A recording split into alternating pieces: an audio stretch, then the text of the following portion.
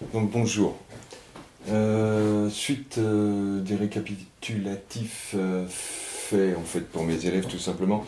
Euh, les mélanges. Ici, technique de séparation des corps. Alors juste pour expliquer, on avait une tâche complexe où on avait un mélange avec du sable. Alors je peux peut-être tout inscrire là-dedans. Donc dans notre bécher, on avait du sable qui traînait au fond. On avait de l'eau, effectivement. On avait de l'huile. Alors, vous noterez que je dessine deux traits, c'est tout simplement parce que l'huile et l'eau, vous le savez, sont deux liquides qu'on dit non miscibles, c'est-à-dire ils ne se mélangent pas. Deux liquides non miscibles. Miscible, donc ça s'écrit comme ça, non miscible. SC en fait, non miscible. Deux liquides non miscibles, donc qui ne se mélangent pas. J'avais rajouté quoi d'autre oui, du marc de café, je crois, mais bon, on va laisser un peu tomber. On va aller plus simple. Et du sel. Donc eau plus du sel, et effectivement, le sel, il était dissous. Sel dissous. Donc du sable, de l'eau plus de l'eau salée, eau plus sel dissous. Alors toujours intéressant de renoter dissous et non miscible. C'est intéressant aussi de savoir ce que ça veut dire. Alors notez bien, l'huile se trouve au-dessus de l'eau parce que la masse volumique de l'huile est plus faible que la masse volumique de l'eau.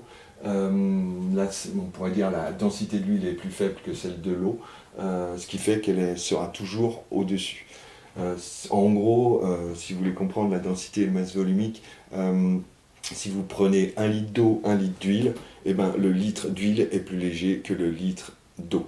D'accord, 1 kg par litre pour l'eau, et puis je ne sais plus, mais 990 grammes, ou peut-être moins d'ailleurs, je ne sais plus, 900 et quelques grammes par litre pour l'huile. Donc voilà, on avait ce mélange-là, avec plein de choses, puis il fallait tout ça. En fait, le but, c'était d'avoir de l'eau pure à la fin de l'histoire. Donc, trois techniques utilisées en labo, on va dire. La première est toute bête, c'est ce qu'on appelle la filtration. La filtration, c'est ce que, mine de rien, on fait le plus facilement, on commence souvent par ça. Et tout simplement, pourquoi? C'est parce que ça va nous permettre de séparer, ça permet de séparer les liquides des solides. Alors, je vous rappelle ce qu'est la filtration, ça va utiliser un filtre. Un filtre, c'est une surface avec des trous dedans. Les liquides passent par les trous et suivant la taille des trous, les solides vont ne pas pouvoir passer. Donc un filtre qu'on utilise en chimie, le filtre papier, le filtre à café tout simplement, empêche toutes les petites particules de pouvoir passer. Maintenant, il faut bien penser qu'il y a des nanoparticules, même en dessous de micro-particules vont passer à travers les trous. Faut toujours avoir ça en tête. C'est pour ça qu'on a des réelles difficultés avec les nanoparticules. On ne sait pas vraiment les filtrer. Et donc c'est pour ça que, parce qu'on n'arrive pas à faire des trous suffisamment petits qui laissent passer les gaz, mais par exemple pour les filtres de voiture, qui laissent passer les gaz, mais qui ne laissent pas passer les nanoparticules solides en fait. Donc au niveau des pots d'échappement, ça pose des petits soucis.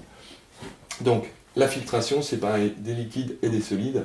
Alors, c'est tout bête, comment faire? Vous prenez votre mélange qui est là, et vous allez le verser tout simplement dans ce qu'on appelle vous connaissez, un entonnoir. Et cet entonnoir, vous avez déposé un filtre. Et on voit ici le sable, les solides, le sable donc solide, qui va être récupéré par le filtre, qui va être stoppé par le filtre. Tandis que les liquides, l'eau bien entendu, avec son sel qui dissout,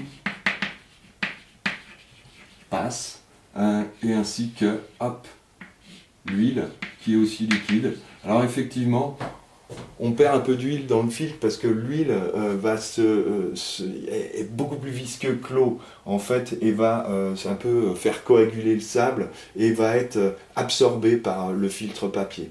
Donc bon, on pourrait s'amuser d'ailleurs, certains élèves ont donné l'idée de prendre une grosse éponge, de filtrer avec une éponge parce que ça permettait, étant donné que l'eau allait passer par l'éponge plus rapidement, allait se déplacer dans l'éponge plus rapidement que l'huile, eh bien si on était suffisamment rapide, hop, on pouvait ne pas avoir du tout d'huile dans notre filtrat. Ah oui, ceci, le liquide qu'on va obtenir, les liquides qu'on va obtenir, le mélange ici qui d'ailleurs, ça, c'est un mélange, je vous le rappelle, on ne voit pas partout pareil, donc c'est un mélange hétérogène. Un mélange hétérogène, comme là on avait aussi un mélange hétérogène, mais là ce coup-ci on n'a que deux phases liquides. Première phase, l'huile, deuxième phase, l'eau plus le sel dissous. Et ceci, ce qu'on récupère après le filtre, ça porte un nom, ça s'appelle le filtrat. Le filtrat. Bon. Suite des opérations, donc il nous reste ça. Deuxième technique, c'est ce qu'on appelle la décantation. Alors, vu qu'on manquait un peu de matériel au boulot, il y a une autre technique que la décantation. Bon, alors décantation, si, parce que de toute façon ils ont dû décanter. Décanter, c'est surtout le fait d'attendre, de séparer les phases. Ça veut dire ça. On sépare les phases, ici, deux phases liquides. Ici, on a plusieurs phases. On a la phase solide, la phase liquide eau et la phase qui correspond à l'huile. On a trois phases. La décantation, c'est juste poser le récipient, poser le bécher et attendre. Attendre que, en gros, tout se sépare. Ce qui est lourd tombe au fond, ce qui est plus léger et non miscible, hop, va se mettre au-dessus. On va avoir comme ça plusieurs couches. C'est ça la décantation en fait. Alors après, quand on a décanté, on peut s'y prendre de diverses manières. Soit, alors je vous refais mon huile, hop, mon eau. Mon eau, allez, on va mettre salé, mais il ne faut pas que je mette salé. C'est plutôt eau plus sel dissous. Et mon huile, alors pourquoi pas salé? Tout simplement parce que tant qu'à faire, autant utiliser des termes demandés, les termes qu'on apprend, quoi. Donc, mon eau et mon huile, mes deux phases, le filtrat que j'ai récupéré, j'attends, et ça décante, et plusieurs façons de récupérer. Soit pour séparer l'huile de l'eau salée, soit je vais prendre un aspirateur, pardon, je dis ça parce que c'est ce qu'on utilise souvent pour les marées noires. On aspire quand il y a des grosses couches de pétrole en surface du liquide, et ben on peut aspirer avec un gros aspirateur. Par contre, ça pose un petit problème quand on arrive près de la plage parce qu'on aspire beaucoup de sable et les machines elles ne supportent pas. Donc nous, on pourrait prendre par exemple une seringue ou une pipette et on pourrait aspirer tout l'huile, mais c'est très fastidieux. Alors une autre technique, c'est hop, on va chercher, avec une pipette, on va chercher l'eau, mais bien sûr on passe par l'huile, ce qui fait qu'on va avoir de l'huile qui va, parce que l'huile est visqueuse, qui va s'agglomérer là, se fixer un peu sur les parois de la pipette, et elle peut rentrer à l'intérieur. Donc c'est pas non plus la meilleure des solutions. Mais voilà. Donc la meilleure des solutions pour après décantation, pour récupérer une des phases, et celle qui nous concerne c'était celle de l'eau, et bien ça aurait été d'avoir ici, hop, un trou avec tout simplement un robinet. On pourrait ouvrir, l'eau s'écoulerait, on le récupérerait juste en dessous, et dès que l'huile arriverait au fond, juste on le verrait apparaître là, hop, on refermerait. Comme ça, on serait sûr de n'avoir que la phase liquide qui était en dessous. Alors,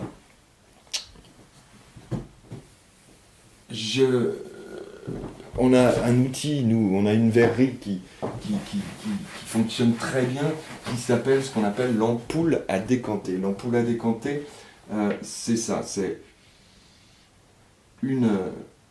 en verre. Ça, c'est comme un ballon. Les ballons, vous les avez certainement vus. On a un tube comme ça. qui a une excroissance ici, sous forme de ballon de verre, et puis quelque chose comme ça avec un robinet ici. Ça, c'est un robinet. Alors, on met, alors ça, il faut que ce soit horizontal, c'est un liquide. Moi, j'ai pas de règle. Ici, on a notre huile, hop. Ici, on a notre eau plus sel. Et c'est tout bête. On va décanter, ça c'est une ampoule à décanter.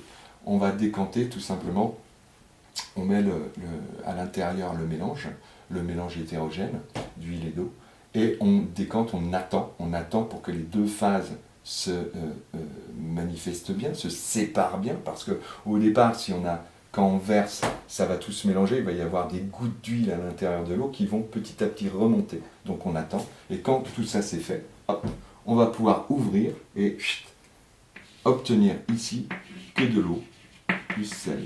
Ok ? Voilà comment fonctionne une décantation. Dans la décantation, mine de rien, le point important, c'est l'attente.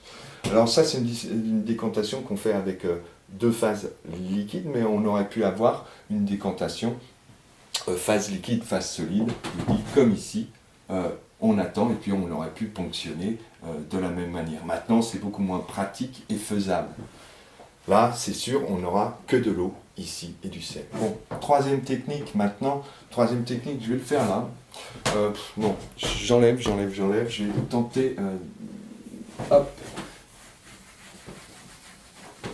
Donc, juste pour finir, notre eau plus notre sel ici, on est passé d'un mélange hétérogène avec deux liquides non miscibles à un mélange, ici eau plus sel dissous, mélange homogène. On voit partout la même chose. Bon. Maintenant, l'idée, c'est tout bête. Ce qu'on a fait, ce qu'on a fait en classe, on a fait ce qu'on pourrait appeler, on a utilisé le principe de la distillation.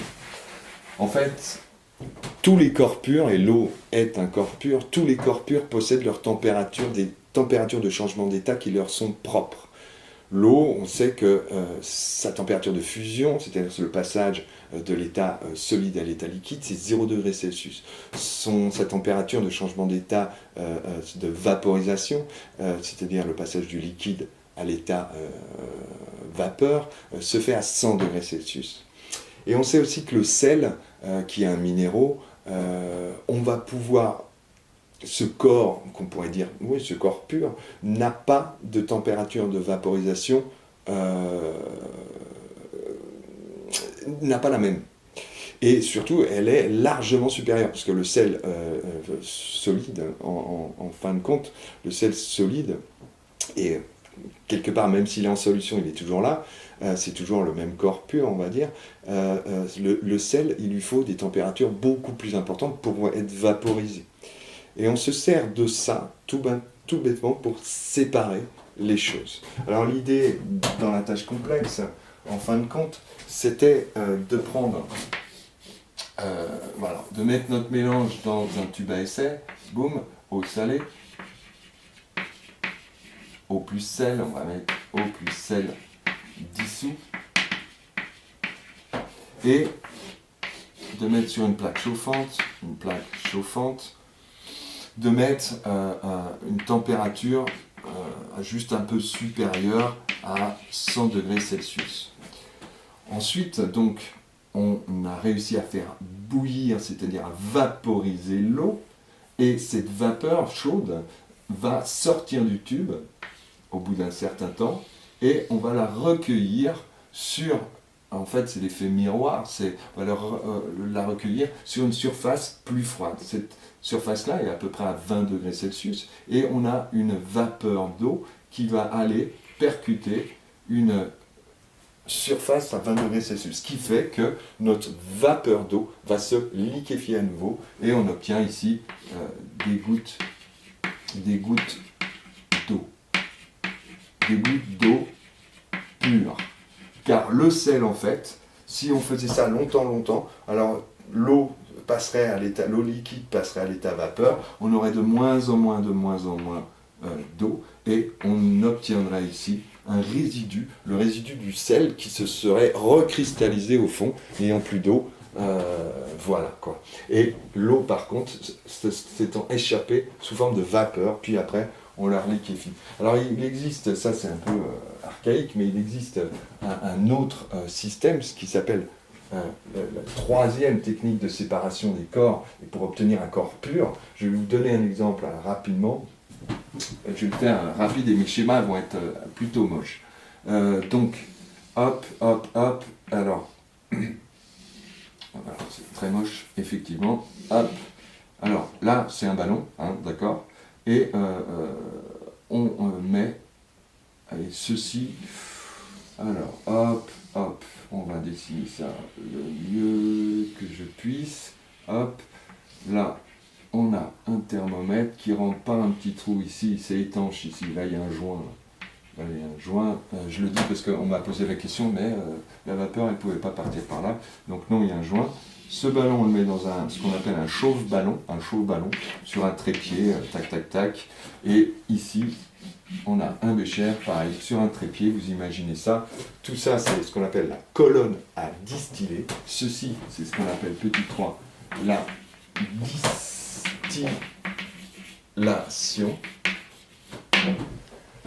Alors, hop, on a des espèces de petites choses comme ça à l'intérieur de ma colonne à distiller. Alors le principe il est simple, je prends un autre mélange. Ce coup-ci je prends un mélange homogène, je vais prendre de l'eau et de l'alcool. Dans ce mélange homogène, c'est-à-dire l'eau et l'alcool se sont mélangés, eau plus alcool, eh bien... on sait, il faut identifier que la température de vaporisation de mon eau, c'est 100 degrés Celsius. Et puis la température de vaporisation de l'alcool, je ne sais plus, mais c'est environ 70, ça dépend des alcools en plus, c'est environ, on va dire, 70 degrés Celsius. Donc l'idée est, je chauffe ici à 70 degrés Celsius. Allez, on met 75 degrés Celsius pour que ça booste un peu. À 75 degrés Celsius, l'eau est liquide. D'accord ? À 75 degrés Celsius, l'eau est liquide. Par contre, l'alcool passe sous forme vapeur. Cette vapeur monte. Alors, on ne la voit pas, hein, c'est invisible. La vapeur, le gaz alcool est invisible, monte dans la colonne à distiller, mais au fil du temps, elle se refroidit parce que ici, c'est plus froid qu'ici. Donc, hop, elle se recondense, ou on va dire se reliquéfie, et elle va glisser le long, puis retomber dans le mélange homogène. Et puis on chauffe jusqu'à uniformiser la température globale à l'intérieur. Et c'est pour ça qu'on a un thermomètre ici. Et quand ce thermomètre il indique 70 degrés Celsius, ça veut dire que la vapeur elle peut arriver jusque là. Ici, il y a un autre tube. Elle peut s'y engouffrer.